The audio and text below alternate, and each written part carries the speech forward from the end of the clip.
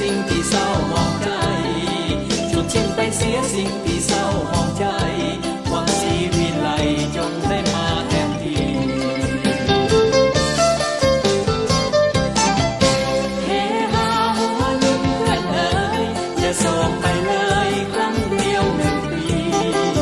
วันนี้เลิกงามยามดีวันนี้เลิกงามยามดีเฮามาสวัสดีสวัสดีปีใหม่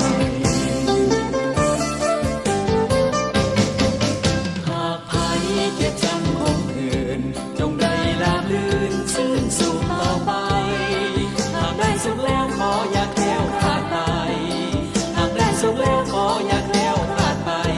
เอาขอไว้ใจให้ทุกท่านโชคดี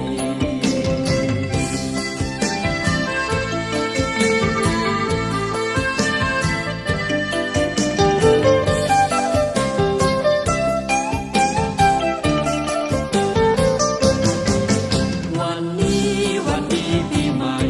เอามาไว้ใช้ให้สุขสำราญมาสร้างแดนนี้ให้เป็นแดนสวรรค์มาสร้างแดนนี้ให้เป็นแดนสวรรค์มาฟ้อนรำกันฉลองวันปีใหม่ความทุกข์ที่เคยประสบก็อย่าได้พบผ่านอีกต่อไป